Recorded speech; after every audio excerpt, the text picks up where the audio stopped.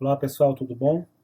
A gente tem ouvido as pessoas falando sobre crise hídrica, mas o que é de fato essa crise hídrica? O que é que está acontecendo? Quais os impactos dessa crise para nós, simples mortais brasileiros? O que isso significa? Tá? A ideia é falar um pouco sobre isso agora, apresentando para vocês alguns aspectos importantes. Tá? Como a maior crise hídrica da história pode afetar o PIB brasileiro?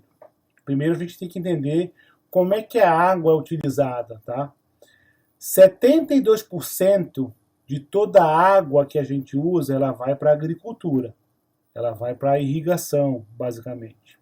11% para a pecuária, 9% para o consumo urbano, 7% para a indústria e 1% para o consumo rural. Ou seja, para produzir 1 quilo de carne se gasta 15.400 litros de água. Para produzir 1 quilo de carne bovina, 5.990 litros de água. Para se produzir 1 quilo de carne de frango, 4.330 litros de água. Para se produzir 1 quilo de soja, 2.145 litros de água. E tem também o milho e o café.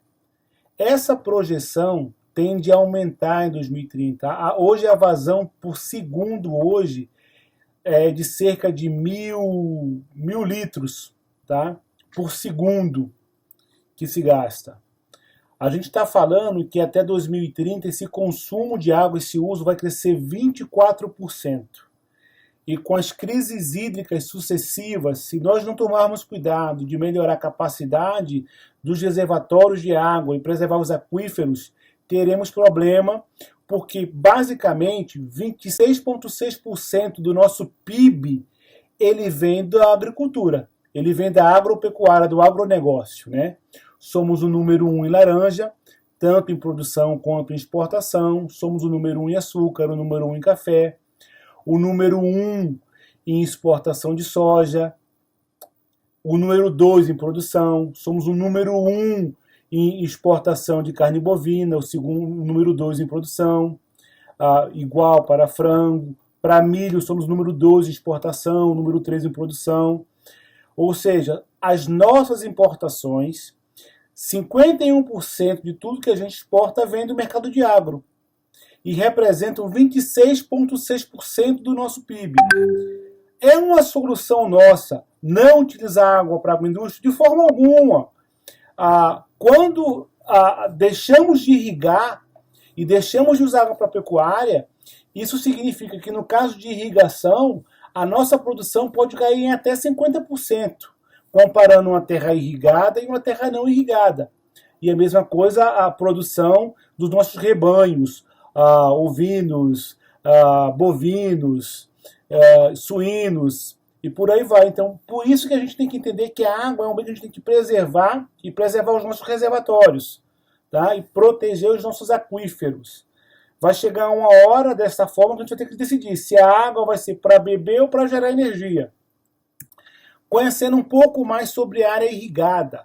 Hoje nós temos no Brasil 8,9 milhões de hectares de área irrigada. Isso vai chegar a 10 milhões. Hoje, essa área toda irrigada, de 8,9 milhões, ela equivale à área da França, Espanha, Portugal, Alemanha e Reino Unido juntos. Em 2030, essa área irrigada deve chegar aí a cerca de 10 milhões de hectares, né? Então é algo muito, muito grande, muito grande.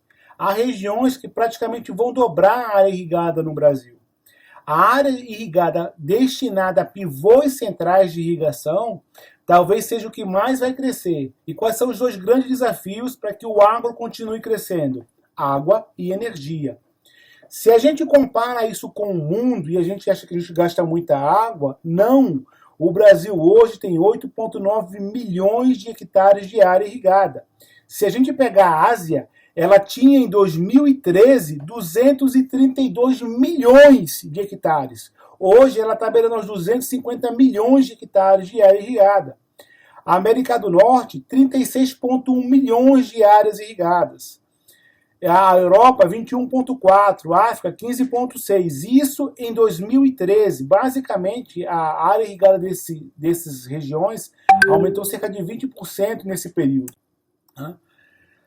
Para a gente ter uma ideia de como funciona isso, essa é o que a gente tinha em 2015, tá? De área irrigada.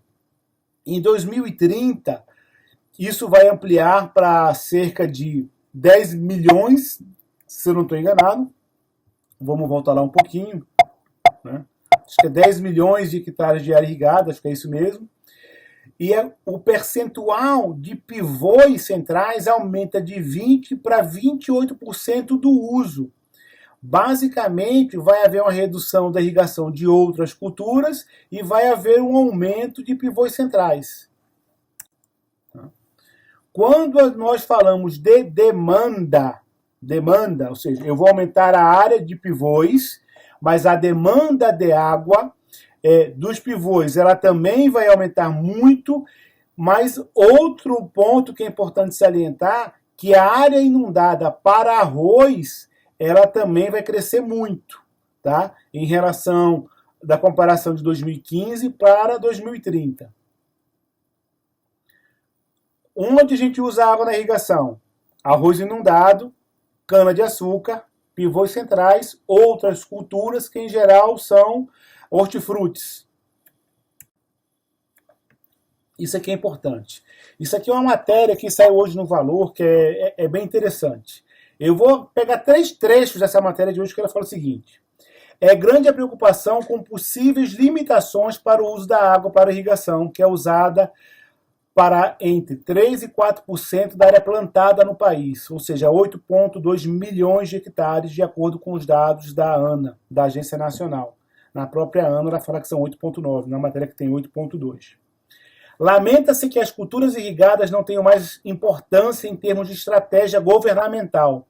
A irrigação ajudou a elevar a produtividade agrícola brasileira nos últimos 40 anos. Ela permite acelerar períodos de cultivo e garante segurança contra os riscos climáticos. Além disso, é o nosso maior bem exportador e um dos principais digamos, catalisadores do nosso PIB. A estiagem que atende os reservatórios é a mesma que atinge a agricultura, diz a pessoa que fez esse comentário hoje no Valor Econômico. Água para produzir energia tem substituto, como térmica e solar. Água para produzir comida não tem substituto, ou tem ou não tem. E isso é complicado. E aqui a gente vai falar também de algumas outras soluções que a gente encontra para a energia solar para o agronegócio, tá? Como a redução do valor de energia, bombeamento, pivô de irrigação, silo de armazenamento de grãos, secagem, processamento de produtos, rebanhos avícolas, frigoríficos, entre outros. E aqui a gente vai ver algumas aplicações na prática. Para não tornar a apresentação muito longa, eu só vou comentar 2 pontos. Hoje o Brasil tem cerca de 1,6 milhões de hectares de terra irrigada que são irrigadas por pivôs centrais. Tá? Esse aqui é um pivô central solar, que ele usa solar aqui na área da calcinha, como eu conheço essa área entre os pivôs. Temos cerca de 25 mil pivôs. Eu coloquei aqui que cada pivô hoje, ele usa, aí, se fosse instalar solar, uma potência média de 50 kW pico. Tá? Eu fui extremamente conservador, é um pouco maior. Ou seja, se eu fosse alimentar todos esses pivôs com energia solar, a gente teria aí 1,25 gigawatt de usinas solares só para alimentar o pivô, que daria um consumo de 187,5 gigawatt-hora mês. É importante entender que a energia solar ela vai ser usada tanto para bombeamento da água em poços ou em rios, ou em açudes, ou em reservatórios, quanto para gerar o pivô, o que vai permitir que o agricultor continue investindo na sua colheita, garantindo que a produção vai ter aquela produtividade esperada com a irrigação que ele planejou. Né? A energia solar, ela vai resolver, ela é um milagre para a agricultura? Não, não é. Tá? Isso é muito importante. Ela não vai resolver o problema, não passe de mágica, nem como milagre. Pois a questão hídrica é um problema mais complexo que apenas incentivar a energia solar no campo. Né? Mas uma coisa é certa, gera próximo à carga, ajuda a desestressar todo o sistema e contribui para gerar energia mais barata para o agricultor rural, além de ajudar a irrigação nas localidades em que não há disponibilidade de energia para o produtor rural. Isso é muito importante, acho que pouca gente sabe disso, a não ser o pessoal que é totalmente envolvido em agro.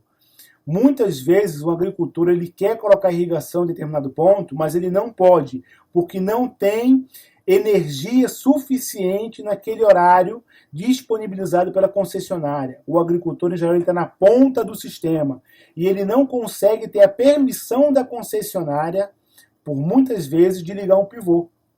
E gerar na ponta contribui também para que esse sistema fique mais equilibrado, para que a energia chegue na ponta do agricultor que está gerando isso e consiga também prover energia de forma mais segura e limpa para todos os seus vizinhos, para a sua circunvizinhança.